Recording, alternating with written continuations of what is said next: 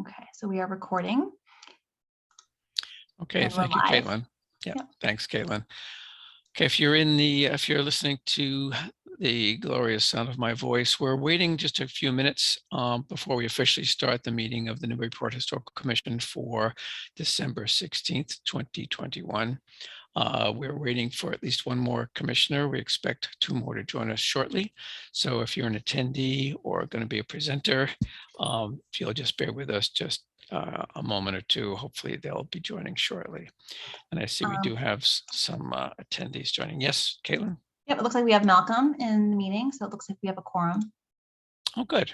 Okay, so we're just waiting for Mark then. All right, so we'll officially call it to order because there's a few preliminaries I run through anyway, and that'll maybe by the time I'm done with that, he'll be here. So we'll officially open the Zoom meeting of the Newburyport Historical Commission for Thursday, the 16th of December, 2021. At present, right now, we have myself, Chair Glenn Richards, Joe Morgan, note taker Gretchen Joy, plannering staffer Caitlin Sullivan, or I guess your official title is planner, right, Caitlin? That's right. Malcolm Conworth and Peter McNamee will do an official roll call in just a minute. The preliminaries are the usual for these citywide Zoom meetings. Only the commissioners have their audio enabled, but we will enable either one member of the public at a time if it's a public hearing, or the applicants and or the representatives to be unmuted during their presentation period. Now, if there is a public comment period, which there may or may not be this evening, if you wish to speak, you must raise your hand so we know you wish to speak, and we will call out your name or whatever, however we can identify you in the Zoom meeting, and we will unmute you on our end. You will also need to unmute yourself on your end. If you're on a computer, that would be a control on the Zoom meeting. If you're on a telephone, it's *9 to raise or lower your hand and *6 to mute or unmute. So I think, let's take official roll call of the commissioners, see who we've got here. So let's see, Mr. Malcolm Conworth, I believe you're in, right? Yes, here. Okay, thank you, Malcolm. Mark Sandrone, did you show up here? Let's see, don't see you yet, so we'll skip over Mark. Christopher Fay. I'm here, but I'm listed as Gretchen, and I don't know why. I don't know if you can. Really? Well, or maybe, are you an attendee? Let's see, where are you? I'm attendee. Huh. I went in through the website because I don't have the address anymore. So okay. Okay. I have never looked better. Okay. All right. Moving right along. So thank you, Chris. Make a note here. And Peter McNamee. Here.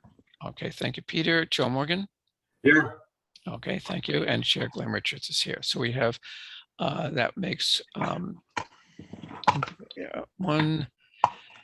2, 3, 4, 5 people. So we have a quorum and we shall begin. Pardon me. Let me take a little sip of water here.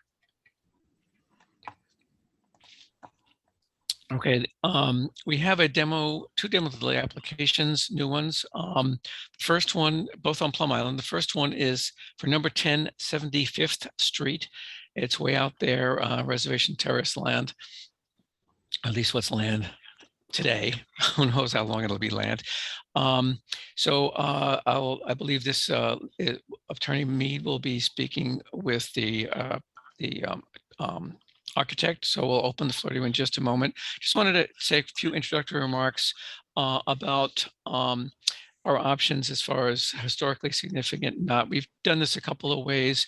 I think the last time, and what we usually do in most cases works well, we'll have a separate vote on whether something is historically significant or not. And then depending on that, we'll have further votes on whether it's considered for preservation. And then depending on the outcome of that, whether there's a necessary review of the demo plans. So we'll do that today.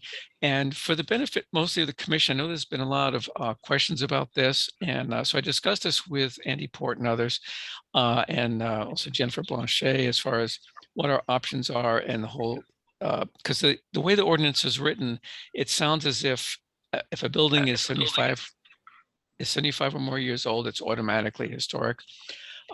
It's more like it's automatically, it's triggered to come before the commission to decide if it's historic or not. It's not necessarily automatically historic, but often is for all the obvious reasons. So I just wanted to make that point. And then I'm sure the Ms. Mead and perhaps Mr. Bernard will have comments about whether their reasons pro or con, whether it should be considered historic or not. So I will recognize those two for speaking now. Thank you, Mr. Chair, and members of the commission. Lisa Mead of Mead, Tellerman, Costa 30 Green Street, on behalf of the owner of the property, Ray Kingman, and as the chair noted, with me this evening is Rick Bernard. So if you can go to the next slide, please, Caitlin.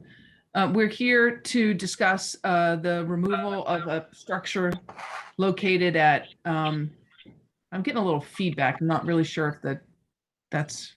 Yeah, I'm going to ask my commissioners if we're not speaking, maybe you, Chris, might be unmuted. If you can mute yourself locally, we might cure that problem. Thank you. Thank you. Attorney Mead.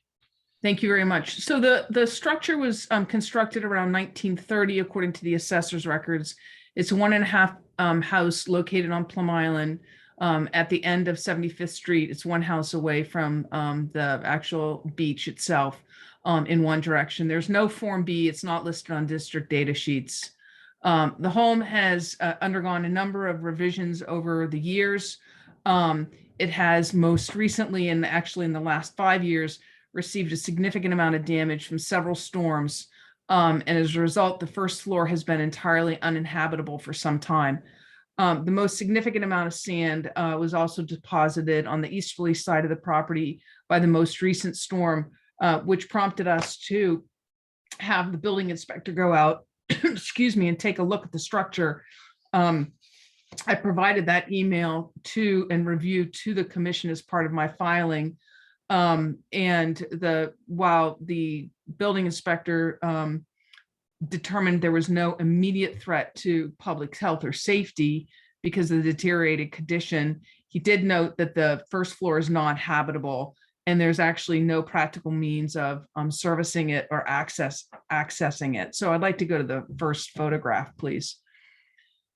So this series of photographs is of the house. So this is the house. If you were to go heading at the end of 75th Street, obviously it doesn't meet any of the current FEMA standards for construction on the island.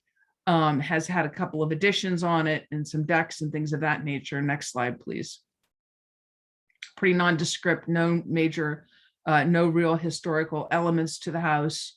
It's looking off of 75th Street to the east. Next slide, please. And this is the west, I guess it would be the east side of the house, actually the beach side of the house. Next slide, please.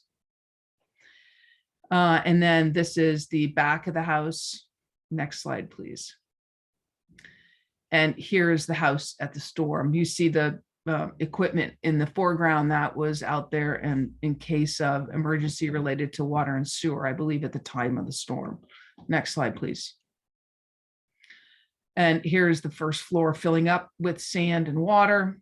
Next slide. And here is some of the aftermath. Next slide, please. And now we have newly deposited sand all along this half of the house, both on this side. You can see that's actually the entry door that you saw on the earlier slide, which you can no longer enter into, and the entire inside of the house, or most of the inside of this part of the house, is filled with sand. Next slide. Quick question. Sorry, quick question Sure. on this image, Attorney Mead. On the right side there, are those windows that it looks like the sand is up to the window? It's over the window. That's correct. And that's the opening right in front of you is the door that goes Right. into the house. And the side are the windows, and that's halfway Right. up the windows. I see. Thank you. Yes. Next slide, please. And there you, that's a better Okay. shot at it. Right. Yep. Next slide, please. And here you have, this is during the storm as well. And you can see the sand has started to migrate onto this side of the house as well. Next slide, please. And then this is the other side of the house too, with the water coming in off of 75th Street. So because A, we believe there's no historic significance to the house. B, it now, in order to repair the house under FEMA standards, you have to put the house up on pilings if you're going to make a substantial rehabilitation of the house. And the substantial is determined to be 50% or more of the value of the structure. Obviously, a significant amount of work would have to be done in order to rehabilitate this house, which would exceed the 50% and therefore automatically be in violation of the FEMA standards and would require to be put up on pilings similar to the Right. house you see next door.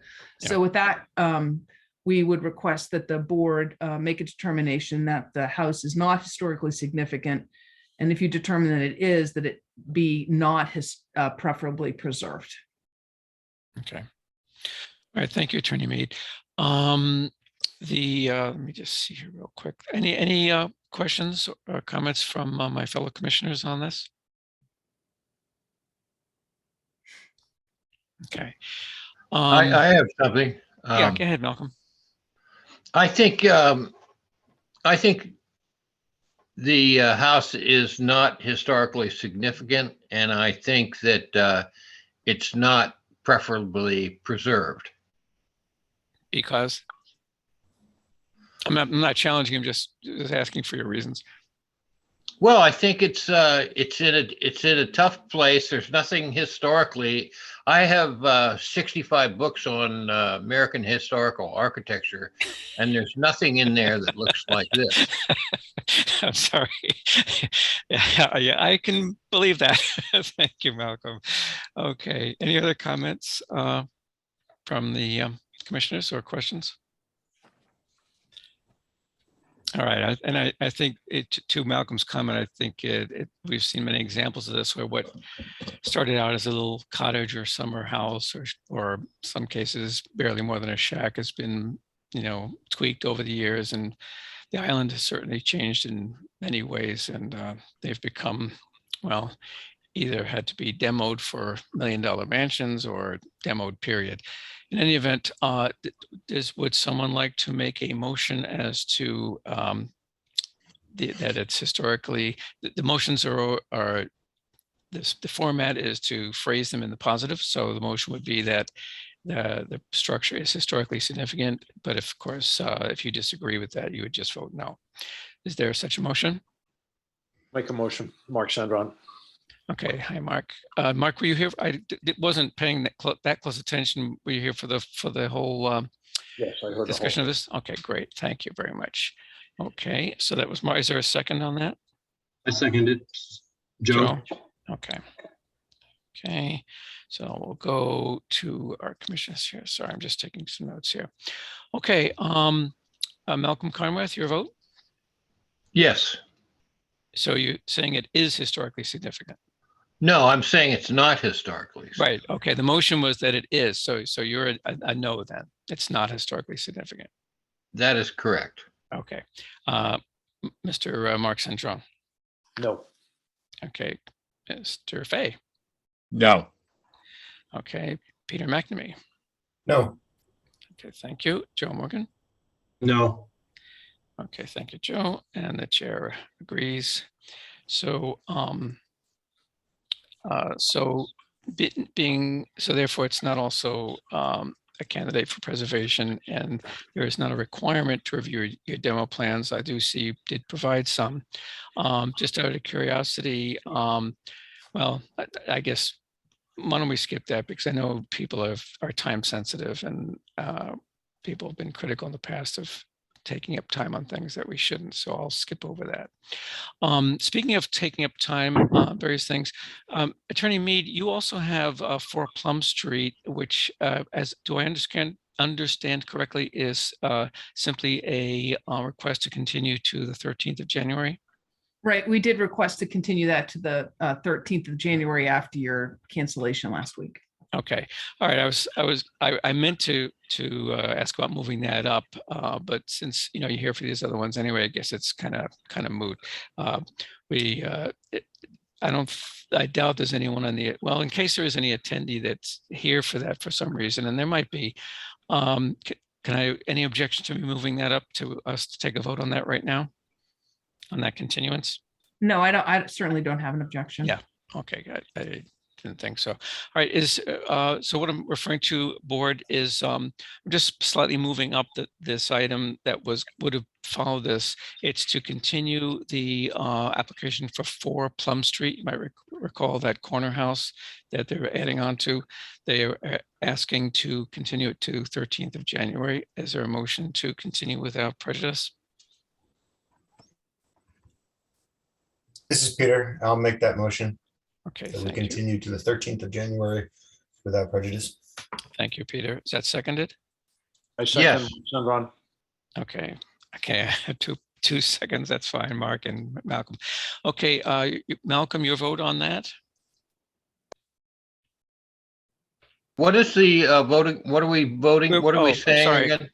We're just voting to approve or to allow the 4 Plum Street application to be continued to January 13th. Yes, I agree. Okay, Mark Syndrome. Yes. Okay, thank you. Christopher Fay. Yes. Okay, thank you. Peter McNamee. Yes. Thank you. Joe Morgan. Yes. Thank you. And the chair is unopposed as well. So we knocked that one off. So if anyone happened to be out there in the attendees list expecting a discussion on that, you can disabuse yourself of that notion, I guess, because that'll be heard on the 13th of January. Chair Richards, I have a question, please. Yes, Joe.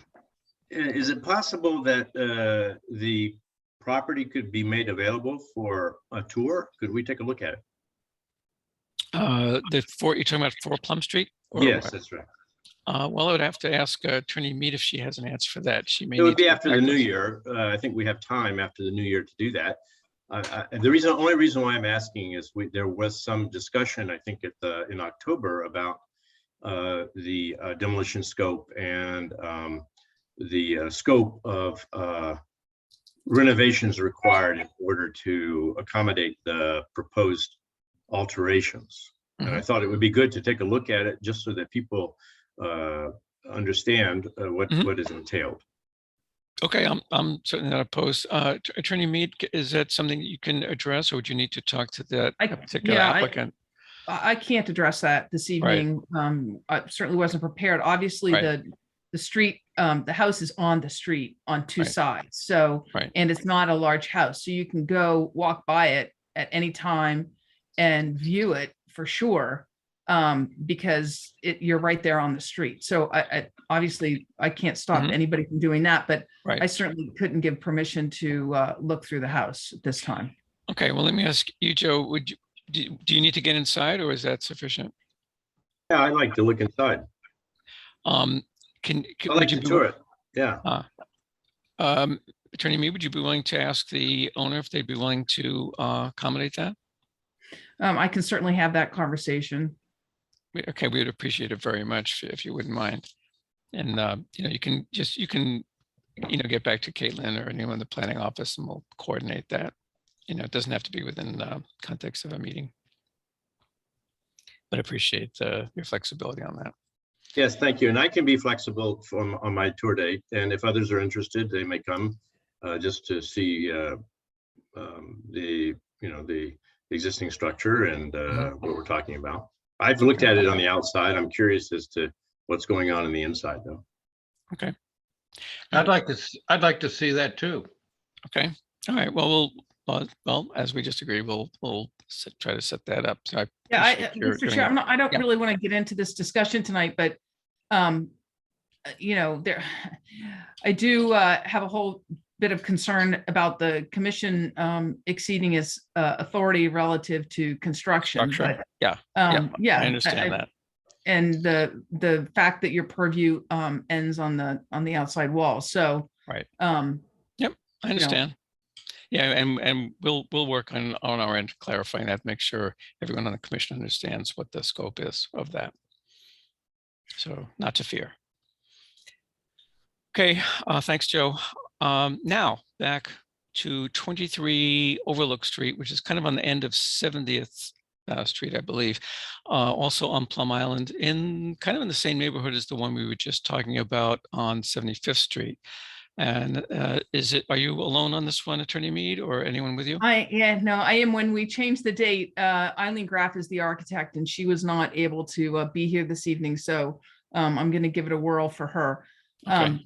So again, Lisa Mead, Talman Costa on behalf of Rob and Kristen Padalero. And of course, Eileen Graff is the architect on this project. As the chair noted, if you could go to the first slide, Caitlin, the property is at the end on Overlook, 23 to 25 Overlook. It was constructed in or around 1920, according to the assessor's records. There is no Form B, no district data sheets. It's a camp style house located on the island, originally built as a summer cottage, quite obviously when we get through the photos here.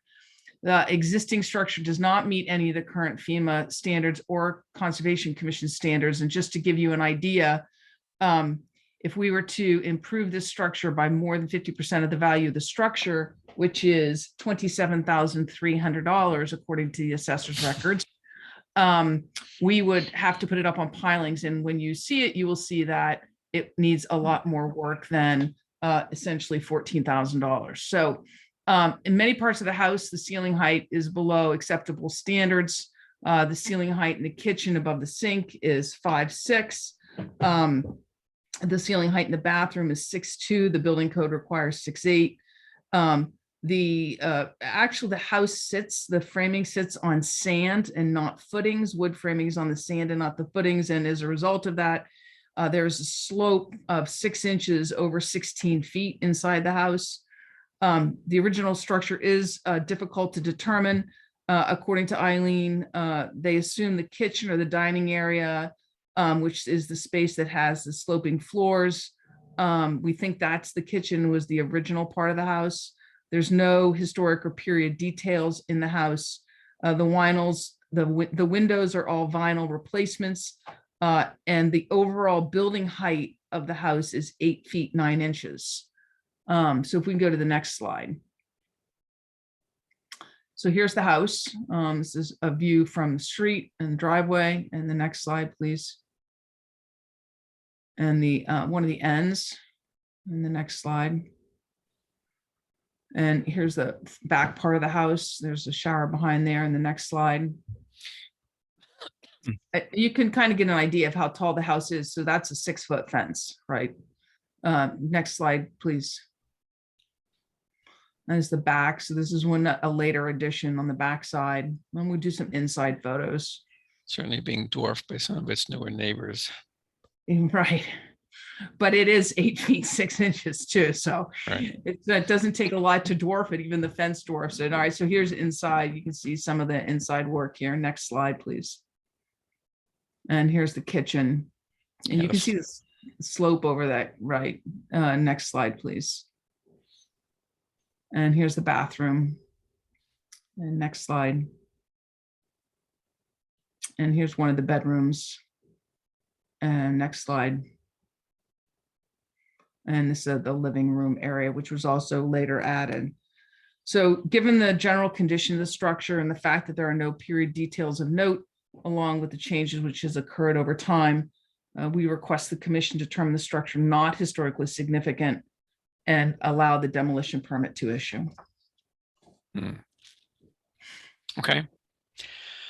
Well, again, ask my peers on the commission if they have any questions or comments. I'll kick off one comment of my own, because I did, both of these properties have an interesting, present an interesting problem, not so much for the historical commission, because as you know, Attorney Mead, our purview is defined as in a, it's not, we don't have jurisdiction over everything. And because it seems to me that while on the one hand, it may be that from a historical preservation perspective of the structure, there's not much to say for this particular structure or the other one, but I'm sure there are people who would have comments about, you know, what's the changes over time to Plum Island and the departure of all these little cottages and so on. You know, there's a somewhat of a nostalgia for that and a sad to see it go feeling. But on the other hand, so I certainly appreciate that point of view, but even if you could save this as it is, it could get washed away at the next storm anyway. So it's a real, it's kind of not an ideal situation, but it's what we're faced with given the current state of what's happening out there in terms of the environment. Anyway, that's just some of my personal thoughts on these cottages out there on Plum Island. Yeah. If I could just add, you make interesting comments, right? So even if you could save this, right? So under the FEMA rules, they couldn't put more than $13,000 into it. Yeah, because of valuation. I Right. assume that's just the structure, not the property. That's right. It goes by the structure, not the land. Mhm. Yeah, I fully understand that, Attorney Mead, and yeah, that's pretty low. You wouldn't be able to do much for that. Anyway, okay. Any on my fellow commissioners? Any questions or comments? Yeah, I think we should move that it's not historically significant and doesn't necessarily need to be preserved. Okay, so as I was saying before, and this kind of threw you off before, Malcolm, because the motions are phrased in a positive way, we would make you or anyone else could make a motion that it is historically significant, but anyone who did not think so would simply vote no to that. Is there a motion being made to that effect? Anyone want to make that motion and we can take a vote? I'll make the motion that it is historically significant and should be preferably preserved. Okay, is that seconded? That's Chris. Yep, all right, thanks, Chris. Is there a second on that? I'll second this. Mark Sendron. Mark, okay, thank you, Mark. Okay, so let's go around the vote. So Malcolm, you're the first to vote. So the motion is that it is historically significant. So if you believe it is not historically significant, that would be a no vote. No. Okay, thank you. Mark Sendron. No. Okay. Christopher Fay. No, reluctantly, but no.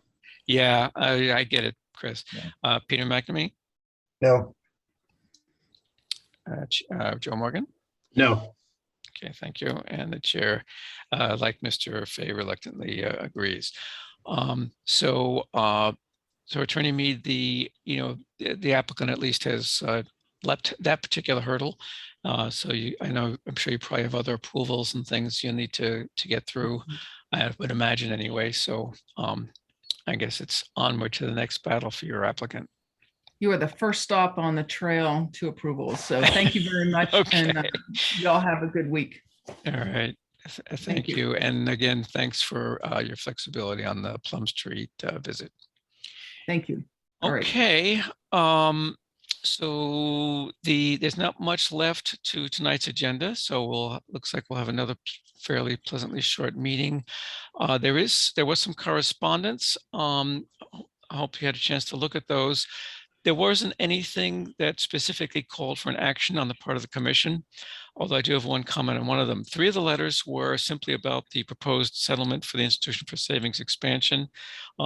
Maybe now moot, because a lot of them were expressing opinions as to whether the proposed settlement, either was appropriate or should be accepted or not, and so on. As you probably all know, that has been rejected by the planning board, and so the litigation moves forward, I guess, with that. There was a letter from an abutter to 2224 Olive Street, and I believe, I'm going by my recollection here, I didn't relook at my notes, but I don't think we took public comment again. My recollection is that we had already taken public comment on that at least 2 times, and it was, so we pretty much knew what the sentiment of the abutters was, and there had been letters and so forth. So that was pretty well documented, and I believe they either will be or have gone to before the ZBA to express some of their concerns about the size of the addition and so on. But the thing that struck me was there was a comment about the time that was taken up by the presenters, and I am sensitive to that, and I do think that which really translates to me, need to somehow manage to manage that time better so that we don't get a presenter that really kind of monopolizes the amount of time we have to an extent that it kind of cuts short the amount of time that abutters and members of the public should have to comment.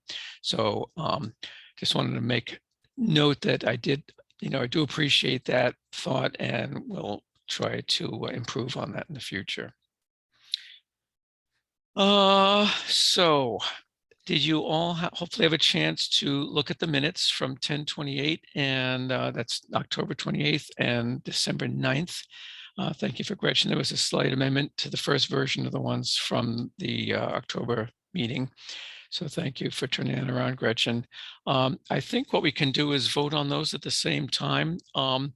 If someone, unless someone has an objection, if someone is so inclined to make a motion to approve both sets of minutes from 10/28 and 12/9, I think we can probably do that with one motion. I move that we approve both sets of minutes, please. This is Okay, Joe. that sounded like Joe. Okay, thank you, Joe Morgan. Is that seconded? Yeah, I'll second that. Okay, sound like Chris and someone else. Okay, all right. Mr. Conrath, you approve the minutes from the Yes. October, and assuming you were here for those.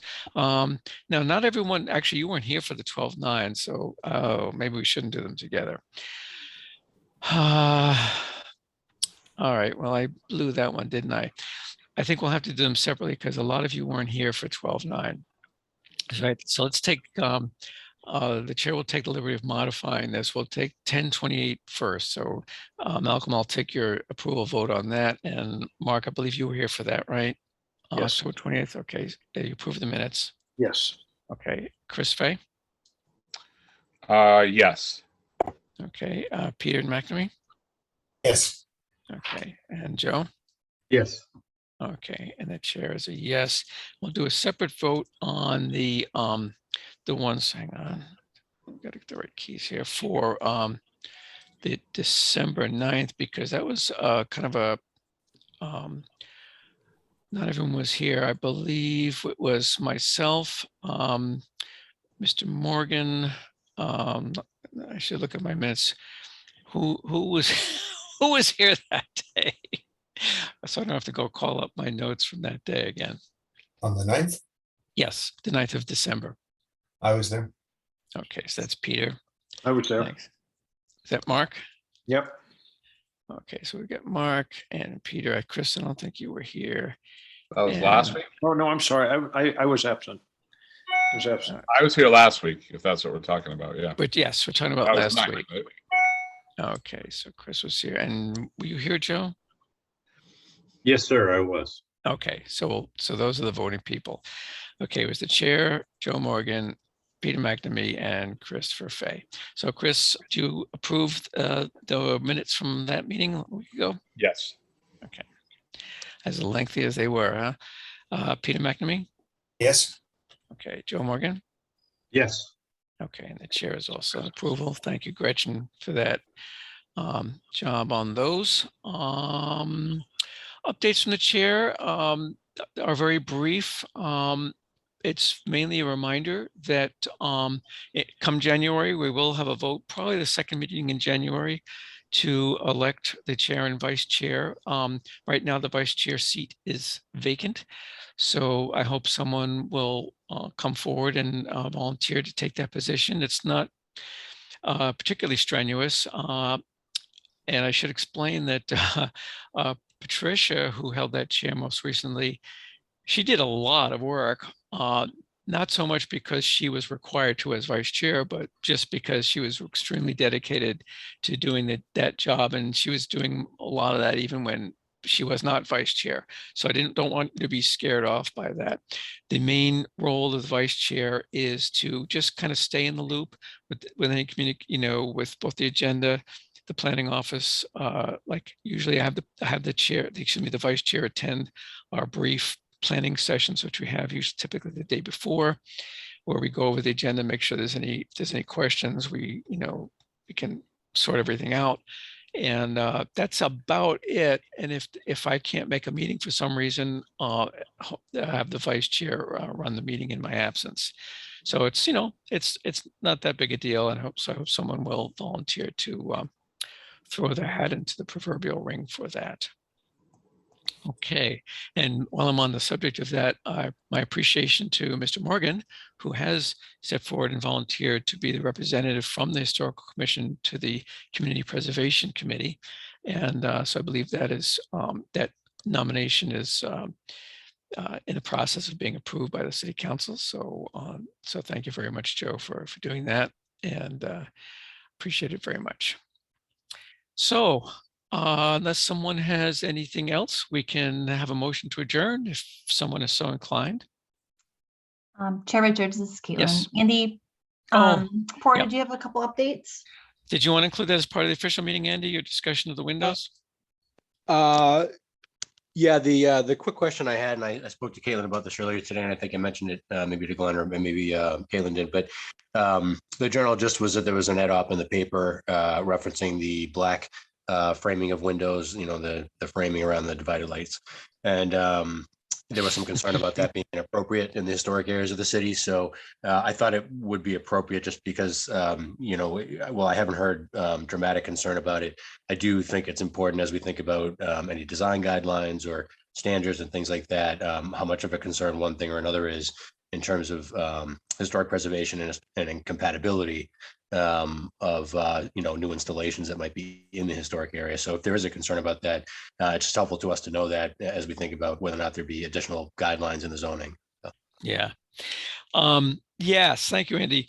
Hopefully you may, those of you who have looked at the local paper may have seen that either online or on Pulp. I did see that this morning, Andy. I thought it was somewhat amusing in that it was referred to as a plague of black windows. I think the writer was mostly talking about new construction and modification or renovation where replacement windows are put in that they almost universally used to be white vinyl, but now there seems to be a trend for black vinyl. So I did a little research, and yes, Caitlin and I talked about it a little bit, and there does seem to be a plague in the sense that it's very much in vogue right now, and there seems to be a lot of it going on. One specific case I could cite is down on Colby Farm Lane. There's a little small subdivision down there, so there are at least a half a dozen or more newly built houses, and every one of them has these black, I assume they're vinyl, might be aluminum clad windows. It's definitely a look. I tried to do some research into what was historically accurate or not. Of course, that's new construction, so that becomes irrelevant in terms of what's historically accurate. That comes up more in the case of either renovation of a historic house or structure, or you know, it's just what someone is doing with their old structure. And I would point out that the preservation guidelines generally, if all you're doing is painting, that's usually not something that is even regulated because it's not permanent and irreversible. You can simply repaint it or strip it and repaint it or whatever. So like, for example, even in a historic district, often the specific color of things isn't regulated. All of that said, I think, Andy, that there is a place for some guidelines. I'm not sure, you know, I'll have to think about how I want to do that. The research turned up, there's an interesting website by a guy who calls himself, maybe I still have it open my browser. It's the something like, let me look at my history here. What does he call himself?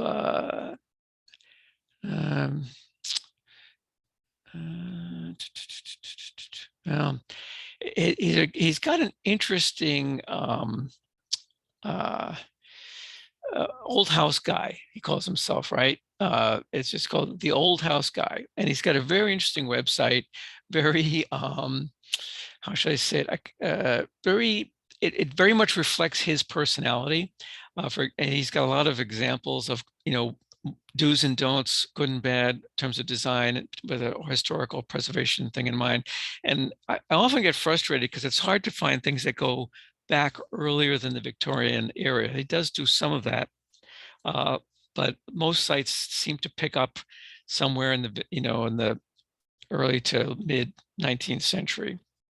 But at any rate, he's got some great examples, and some of his comments are quite amusing. But he makes a good point about if you're painting windows a contrasting color, and apparently from everything I can research, it was not unheard of in the colonial era to have window muntins and sash painted a contrasting color to the house itself. But they would only paint the sash and muntins, not the entire casing and surround and all that.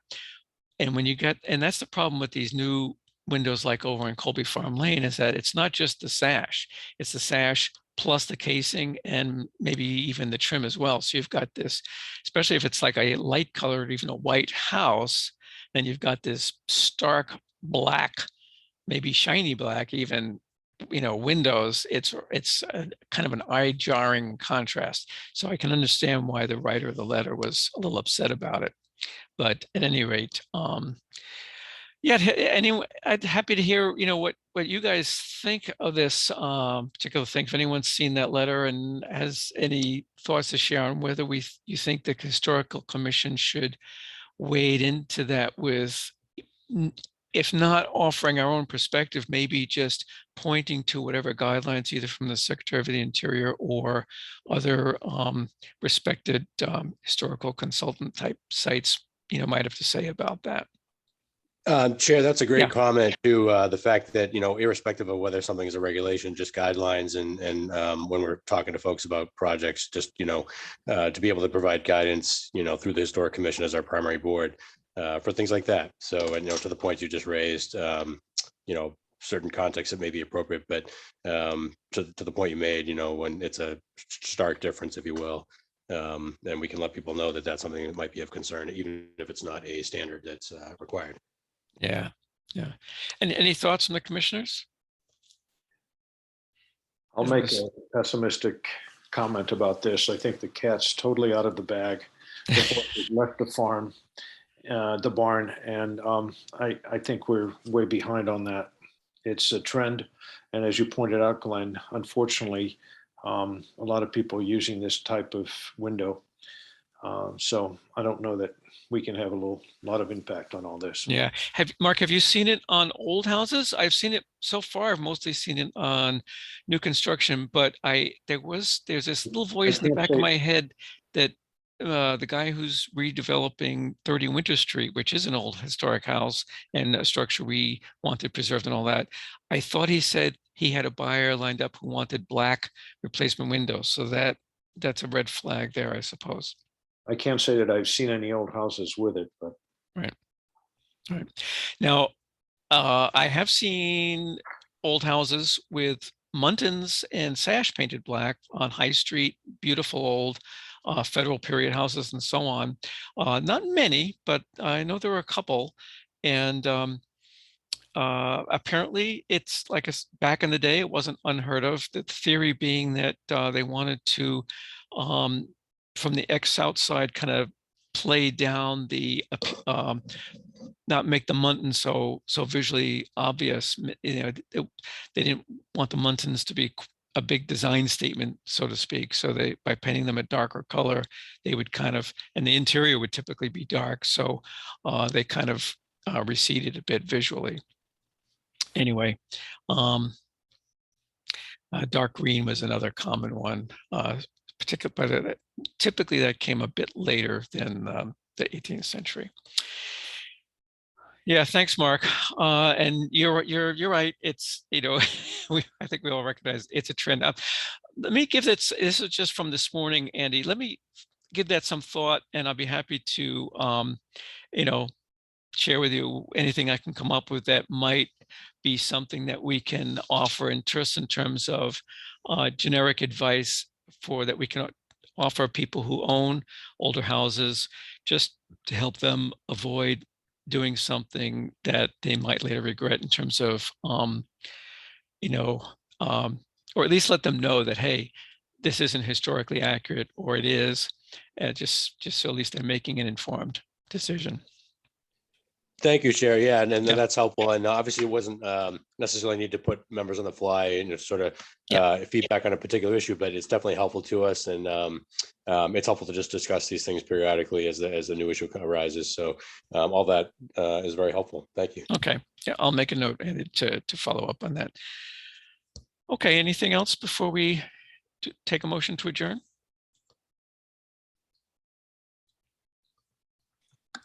Not hearing anything. Would someone like to make such a motion? I'll make a motion to adjourn. This is Chris. Okay, thank you, Chris. I'll Is that send out a- seconded? I think I heard 2 seconds. Mark and someone else. So, Joe, okay, Mark and Joe. So it's seconded and thirded. Okay, so we'll go around our horn here. Malcolm Carnworth, do you vote to adjourn? Yes. Okay, Mark Sandrone, Yes. Christopher Fay, Yes. Peter McNamee, Yes. Joe Morgan. yes. Okay, thank you all. And the chair concurs. So we will officially close tonight's meeting. I thank you all for your attendance. And since it's the end of the year, I'll thank Happy you all holiday. for your service to the commission and the city this year. I appreciate it. It's a volunteer position. You know, no one is forcing you or paying you to do it. So thank you so much. And I hope you all have a safe and happy holiday, whichever one you happen to observe. And we'll see you in January. Thank you. Yeah. Howard. Happy holidays. Happy holidays. Same to all. Bye-bye and good night. Bye.